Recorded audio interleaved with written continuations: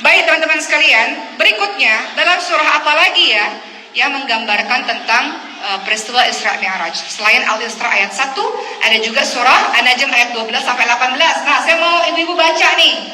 Jangan saya lagi yang baca, yang udah ngaji-ngaji. Boleh Bu? Satu orang Bu. Surah An-Najm ayat 12 sampai 18. Boleh buka Qur'annya, tolong dikasih mic-nya boleh? Silakan, boleh tunjuk tangan Bu. Dibacakan ayatnya dan juga dibacakan artinya. Silakan. Jangan bucida lagi, ya Bu. Boleh Bu, silakan. Siapa mau baca? Boleh? Teman-teman yang udah ngaji dan yang udah fasih, masya Allah. Nah, silakan Bu, masya Allah. Surah An-Najm ayat ke-12 sampai 18. Mungkin bisa pakai ini mic ini. Oh, ada mic-nya. Surah An-Najm ayat ke-12 sampai ke-18. Nanti temannya mohon izin berikan artinya ya Bu, silakan.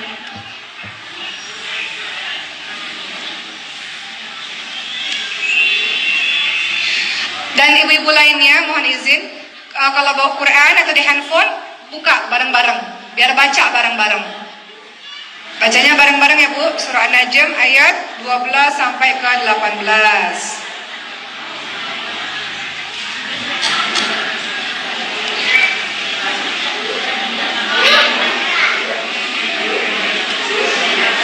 Sudah?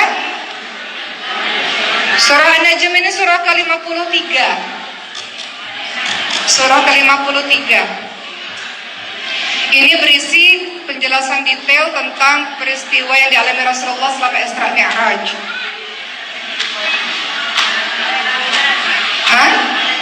Ayat ke-12 sampai 18. Bareng-bareng ya Bu. Silakan Bu. Tafadhali silakan. Oh, maaf tapi.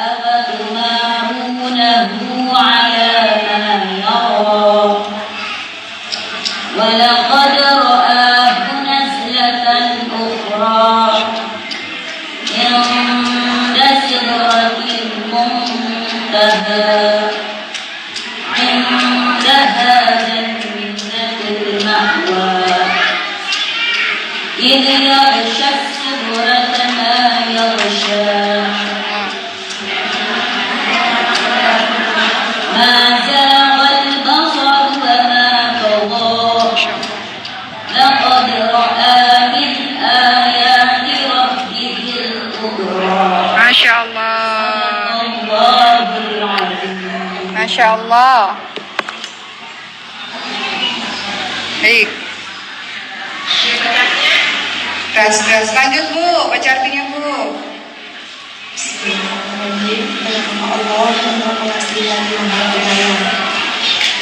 Maka apakah kamu musyrikin hendak membantahnya tentang apa yang dilihatnya itu?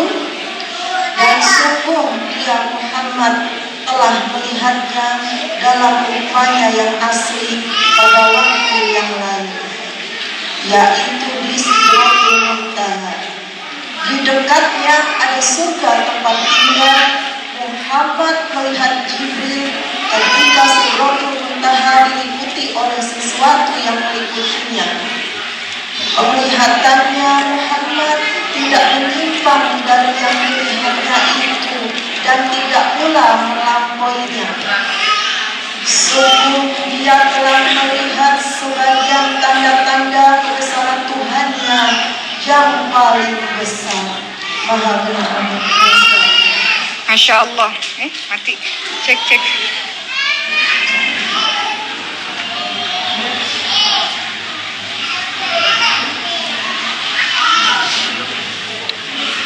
Masya Allah.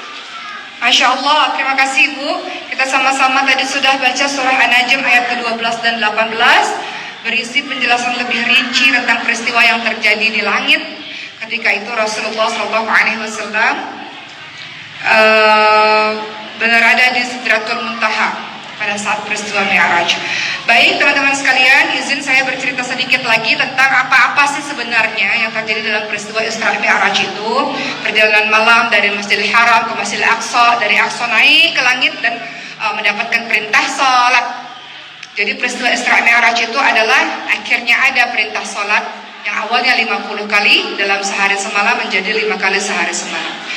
Pada saat itu teman-teman sekalian, di suatu malam Rasulullah SAW sedang tertidur, tapi terjaga. Tiba-tiba di atap rumahnya Rasulullah SAW, atap rumahnya terbelah dan kemudian turunlah malaikat Jibril alaihissalam yang membelah dada Rasulullah SAW.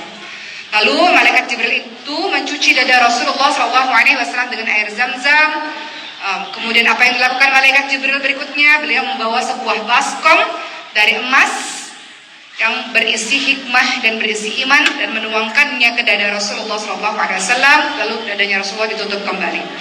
Kemudian peristiwa ini dilanjutkan teman-teman sekalian, malaikat Jibril tidak datang sendirian, tapi datang dengan sebuah kendaraan yang akan dinaiki Rasulullah, yaitu buraq. Apa itu buraq? Bagaimana bentuknya? Lebih tinggi daripada keledai dan lebih pendek daripada kuda. Itu namanya buraq. Dan buraq itu bisa meletakkan atau melangkahkan kakinya sejauh mata memandang. Nggak kebayang juga ya Bu ya, kita kalau digambarin juga Bu gimana ya buraq ya. Tapi begitulah kira-kira kalau digambarkan ya. Kemudian Rasulullah naik kepada buraq itu teman-teman sekalian dan langsung melesat menuju ke dari Masjidil Haram menuju ke Masjidil Aqsa. Sampai di Masjidil Aqsa teman-teman sekalian, Rasulullah masuk ke dalam Masjidil Aqsa dan kemudian sholat menjadi imam bagi para nabi-nabi lainnya.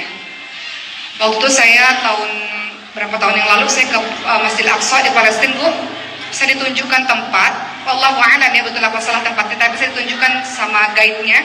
Di sini tempat di mana Rasul menjadi imam bagi banyak nabi-nabi lainnya. Jadi ada tempat-tempatnya. Kemudian ada tempat macam-macam Bu, ada tempat di mana pada saat tempatnya Siti Maryam di Masjidil Aqsa juga Bu ya. Ini tempatnya Siti Maryam ketika bermunajat kepada Allah. Ini tempat Rasul ketika mengikat buraq. Jadi Masya Allah, kalau diberi kesempatan sana mudah-mudahan Insya Allah setelah tahu peristiwa ini jadi lebih menghayati ketika kita berada di Masjidil Aqsa. Kemudian teman-teman sekalian, setelah Rasulullah menjadi imam sholat, kemudian Rasulullah keluar dari masjid dan malaikat Jibril memberikan pilihan kepada Nabi Muhammad SAW, yaitu satu wadah isinya khamar, satu wadah lagi isinya susu. Apa yang dipilih oleh Nabi Muhammad SAW, ibu sekalian? Nabi Muhammad memilih susu. Lalu kata malaikat Jibril, engkau telah memilih kesucian, engkau telah memilih fitrah. Artinya, engkau telah memilih agama yang fitrah, agama yang suci.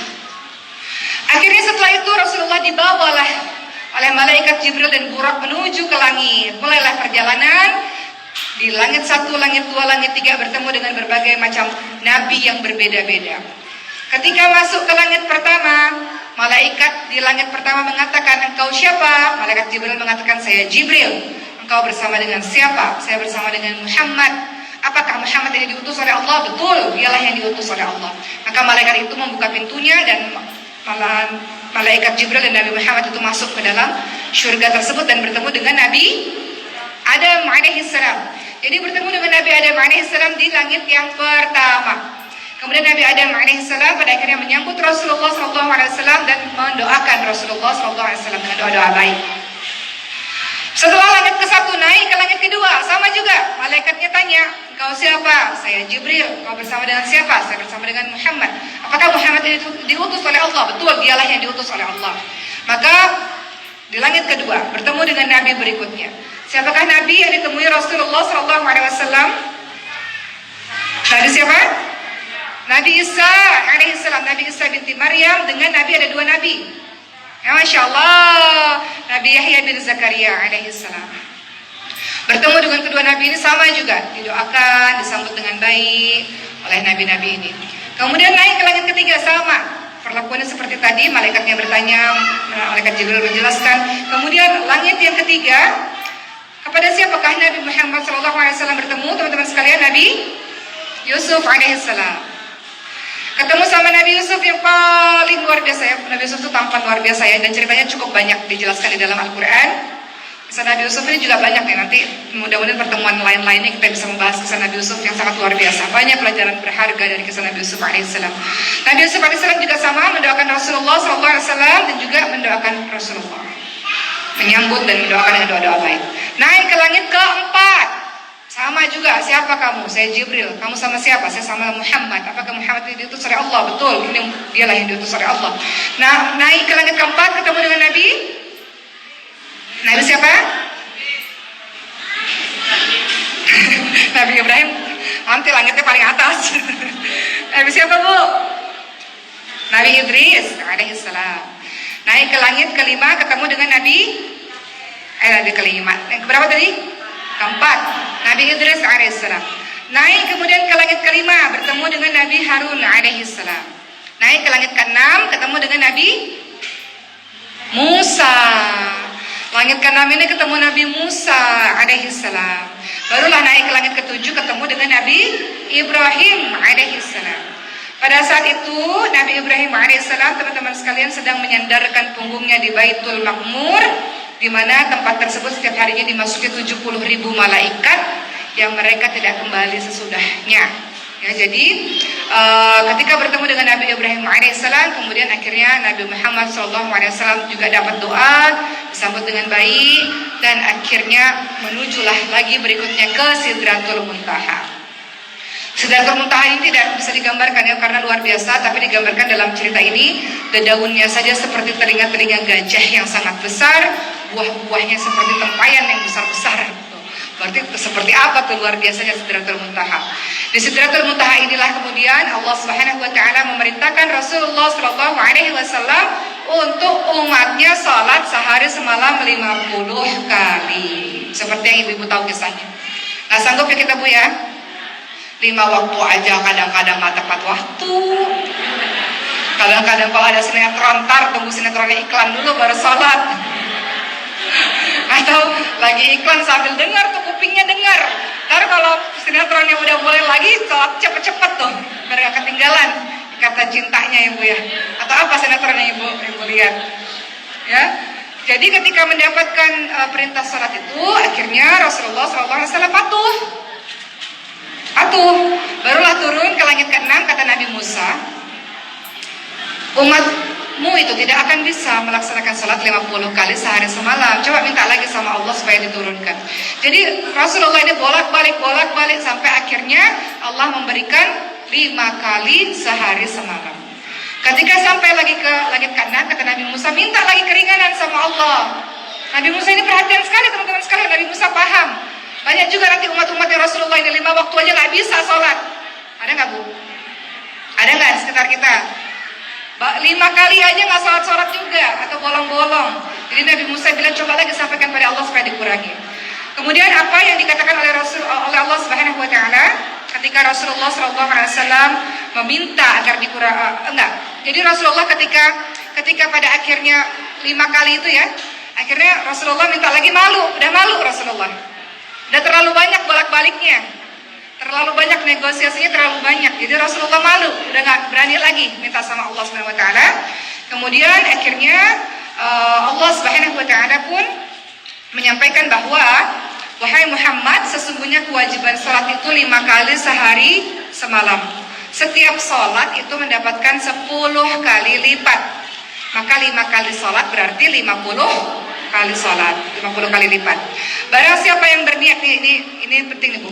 Barang siapa berniat melakukan satu kebaikan, lalu dia tidak laksanakan, niatnya saja sudah dapat pahala, dicatat 1 kebaikan. Baru niat nih, Bu. Ini contohnya, kita belum pakai jilbab, niat pakai jilbab, belum dilakuin, udah dapat catatan 1 kebaikan. Dan kalau engkau lakukan, maka engkau mendapatkan 10 kebaikan. Contoh ibu-ibu di sini, pengen belajar Quran, dimasukkan hufaz biar beneran Qurannya benar gitu, atau mau ambil program udah keren tahsinnya, mau ambil program hafalan, baru niat aja dapat 1 kebaikan, dilakukan dapat 10 kebaikan. Tapi berbeda kalau dosa, kata Allah tadi. Kalau dosa apa?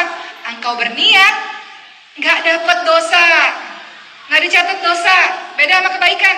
Kalau kebaikan baru niat, dicatat satu kebaikan. Kalau dosa baru niat. Nah, pengen nyolong misal. Pengen nyolong kotak amal, misal gitu. Pengen bohong sama suami, misal. Itu nggak dicatat sama Allah Subhanahu wa taala. Tapi kalau kita lakukan, berapa Bu dicatatnya? 1 dosanya.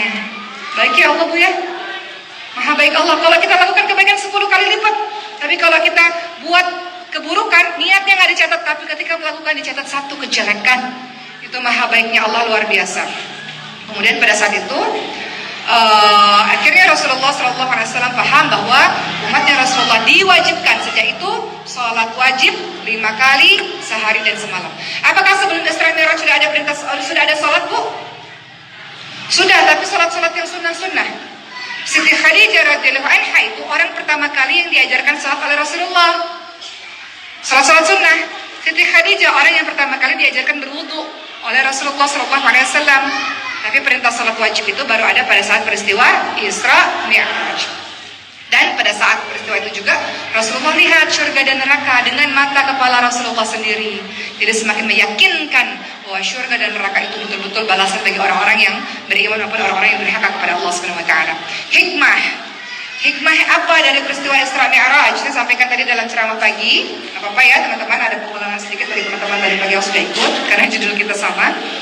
Hikmah peristiwa Isra Mi'raj pertama, tingginya derajat seorang hamba yang bertakwa kepada Allah. Apa maksudnya? Dalam surah Al-Isra yang kita baca tadi, dalam surah Al-Isra ayat 1 tadi ada kalimat A'udzu billahi minasyaitonir rajim. Subhanalladzi asra bi'abdihi lailan minal masjidil haram ilal masjidil aqsa. Maha suci Allah yang telah memperjalankan hambanya. Allah memuliakan Nabi Muhammad, tapi pada kali ini menggunakan kalimat pada hambanya. Pada suatu malam dari Masjidil Haram ke Masjidil Aqsa. Kalimat ta'abudun, kalimat hamba ini teman-teman sekalian, ini ditujukan kepada Nabi Muhammad.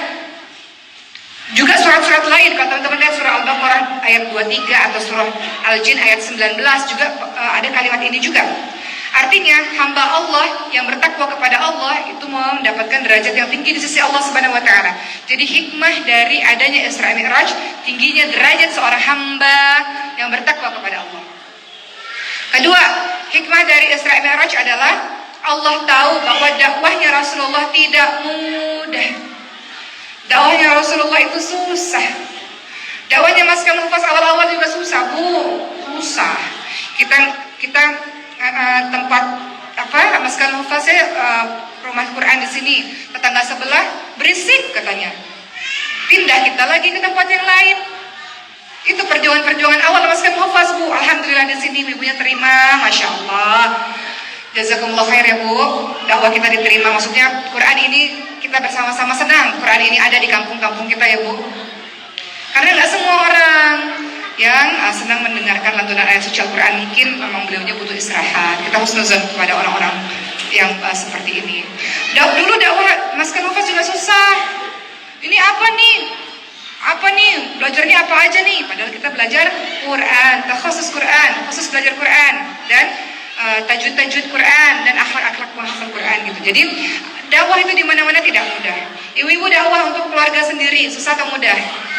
Kadang keluarga sama dakwah sama keluarga sendiri lebih susah. Kadang-kadang dakwah sama orang lain, ingetin orang lain kadang lebih mudah. Kadang dakwah sama suami susah. Ada suaminya yang sholatnya bolong-bolong. Boro-boro ke masjid. Jangan ngomongin masjid dulu deh. Sholat dulu dan 5 waktu aja bolong-bolong. Nih heboh kayaknya ada nih di sini nih. Banyak ya. Insya Allah kan ibunya salehah insya Allah. Ya. Ada yang suaminya nggak pernah pegang Quran. Sholat sih sholat tapi ngaji nggak pernah. Ini kita buat pengajian remaja nih. Alhamdulillah, bahagia sekali. Murid pertama 3 orang Bu. Alhamdulillah. Jalan berapa bulan ini datanglah 7 orang. Alhamdulillah Bu. Yang ramai itu pengajian ummahat. Emang ibu-ibu ini luar biasa ya, hebat ya. Yang ramai ini pengajian ibu-ibu sama pengajian anak-anak. Remaja itu pelan-pelan ya Bu ya, kita ajak anak-anak remaja kita nih insya Allah pelan-pelan. Jadi suami sama anak sendiri. Kadang-kadang anak sendiri juga ujian juga, atau sama kakak sendiri, adik sendiri, atau saudara-saudara kita, nggak mudah. Jadi hikmah adanya Isra Mi'raj ini adalah bekal untuk Rasulullah agar dakwah lebih tangguh. Kan dalam Isra Mi'raj Rasulullah mendapatkan banyak sekali kegembiraan, bertemu dengan para nabi-nabi, dapat doa dari para nabi-nabi, melihat surga neraka secara langsung, mendapatkan perintah salat, itu kan kegembiraan buat Rasulullah. Jadi Allah ingin Rasulullah ini terus bersemangat dalam menyebarkan dakwah. Begitu pula dengan kita. Dakwah itu tidak hanya tugas ustaz dan ustazah saja. Dakwah itu apa sih? Mengajak orang lain mengenal Allah, mengajak orang lain kembali kepada Allah, mengajak orang lain kebaikan. Itu kan tugas kita semua. Jadi yang kedua, hikmah Isra Mi'raj adalah agar Rasul dapat pembekalan dakwah supaya Rasul tetap tangguh. Ketiga, hikmah dari Isra Mi'raj adalah menyampaikan kebenaran. Berani menyampaikan kebenaran walaupun itu pahit. Rasulullah ketika semalam Isra Mi'raj nggak ada yang percaya besoknya. Besok paginya Rasulullah cerita, dalam satu malam saya pergi dari Masjidil Haram ke Masjidil Aqsa ke langit. Nggak ada yang percaya teman-teman sekalian, kecuali orang-orang beriman, kecuali Abu Bakar As-Siddiq radhiyallahu anhu. Makanya dinamakan As-Siddiq, beliau itu membenarkan perkataannya Rasulullah SAW. Tapi Rasulullah sampaikan, terkadang dalam kehidupan kita teman-teman sekalian, nggak semua orang berani mengatakan yang benar itu benar. Ya teman-teman sekalian, itu nggak ibu sekalian. Kadang kita banyak juga berbohong sana sini gitu ya. Nggak berani kita mengatakan yang benar itu benar, yang salah itu salah. Tapi dalam peristiwa Isra Mi'raj, Rasulullah tahu banyak yang nggak percaya, banyak mungkin yang akan mengolok Allah, banyak yang akan menuduh ini itu. Tapi Rasulullah tetap sampaikan berita kebenaran itu, bahwa betul memang terjadi peristiwa Isra Mi'raj tadi malam. Kemudian yang keempat, hikmah dari Isra Mi'raj adalah syariat Nabi Muhammad SAW menghapus syariat Nabi-Nabi terdahulu. Maksudnya apa? Rasulullah jadi imam sholat, imamnya para Nabi-Nabi.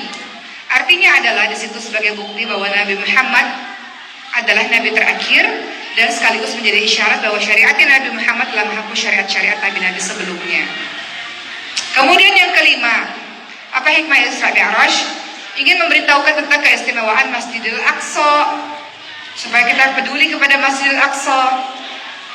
Itu kenapa Rasulullah singgah dulu ke Masjidil Aqsa, supaya kita memberikan perhatian besar kepada Masjidil Aqsa yang sampai hari ini kita perlu untuk mengikuti pemberitaannya, kita perlu untuk melakukan sesuatu.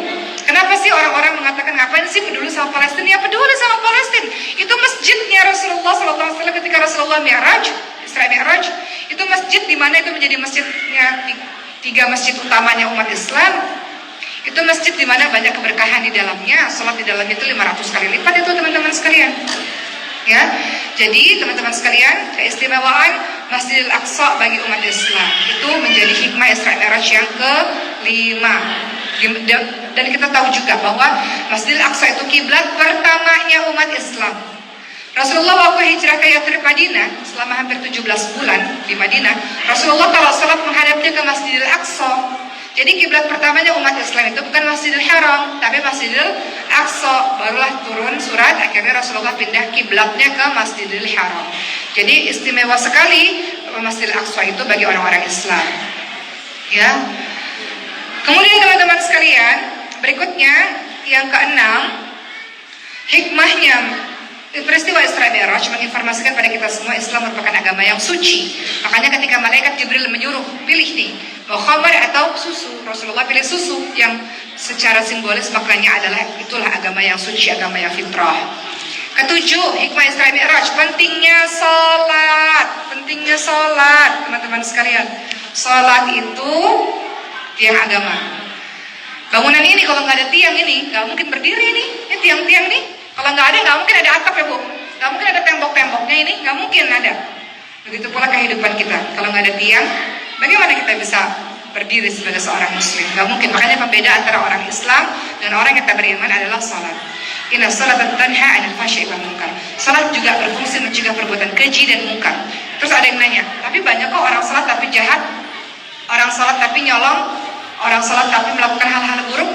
Itu bukan salah salatnya, tapi salah orangnya. Bagaimana dia mengaplikasikan salatnya?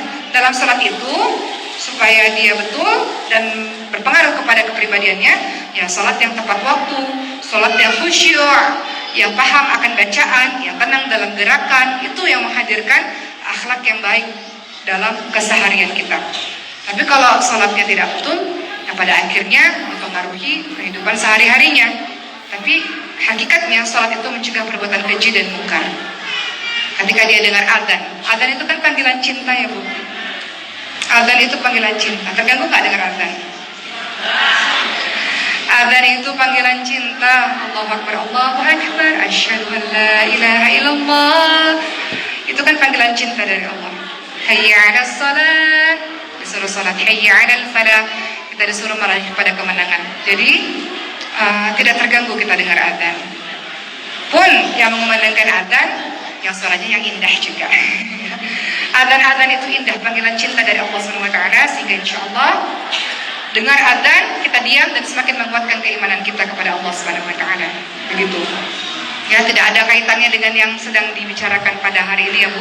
Tapi kita semua insyaallah adalah orang-orang yang insyaallah ketika dengar adzan dan kita khusyuk mendengarkannya, ya, menambah sesuatu di dalam diri kita insyaallah. Dan kalau dengar adzan itu kan kita jawab ya Bu ya. Allahu Akbar, Allahu Akbar, Allahu Akbar, Allahu Akbar, asyhadu an la ilaha illallah, jawab lagi, asyhadu an la ilaha illallah, asyhadu anna Muhammadar Rasulullah, jawab lagi.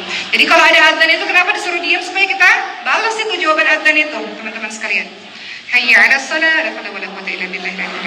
Jadi begitu. Jadi dengar adzan kita tenang dan kita jawab. Resek-resek nih. Ya, berikutnya. Jadi hikmah, kembali lagi, hikmah dari Isra Mi'raj adalah yang ketujuh, pentingnya salat. Makanya Rasul bilang, anak-anak umur 7 tahun suruh salat. Bukan berarti dari bayi atau dari 2 tahun 3 tahun nggak salat. Tetap dari kecil itu salat, biarkan dia lihat. Mohon izin Bu, saya cerita sedikit. Anak-anak saya itu setiap maghrib sampai isya harus kesini tiap hari itu supaya lihat kakak-kakaknya. Jadi ini ada anak-anak yang sekitar sini nih, ayo coba aktifkan diri ya. Ini kan lingkungan yang buat karakter dia terbiasa, jadi terbiasa kan dengan lingkungan-lingkungan seperti ini gitu. Jadi buat anak-anak kita itu gemar ngaji, gemar sholat, gemar datang ke masjid, begitu teman-teman sekalian.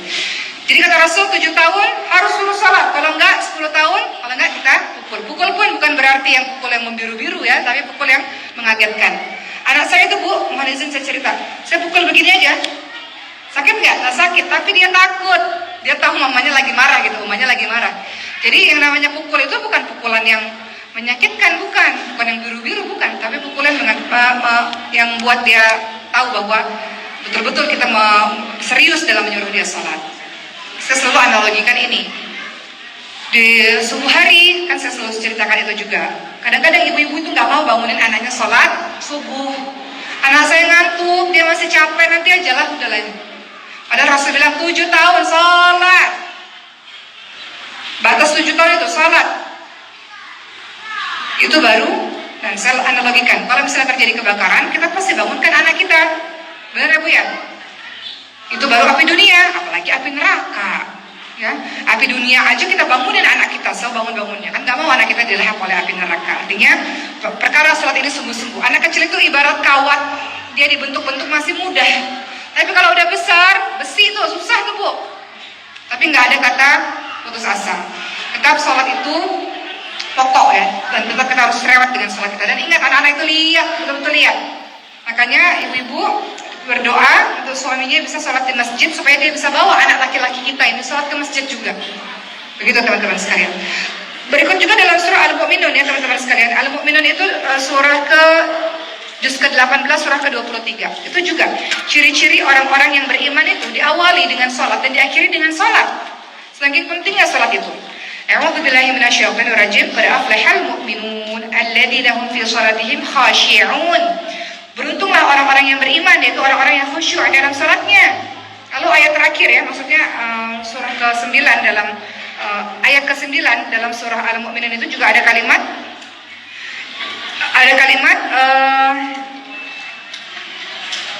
sholat juga, serta orang-orang yang memelihara sholatnya ya, ayat ke-9 dikatakan demikian juga. Jadi artinya sholat ini penting sekali, luar biasa. Dan ini juga cara nyari mantu atau nyari calon suami. Itu sholat indikator pertama. Kalau dia bisa ninggalin Allah, dia nggak sholat nih, dia aja berani ninggalin Allah, dia juga pasti berani juga ninggalin kita, teman-teman sekalian. Dia aja berani meninggalkan meninggalkan zat yang telah menciptakan kita, apalagi kita ini. Jadi salat itu adalah indikator yang sangat penting dalam memilih pasangan.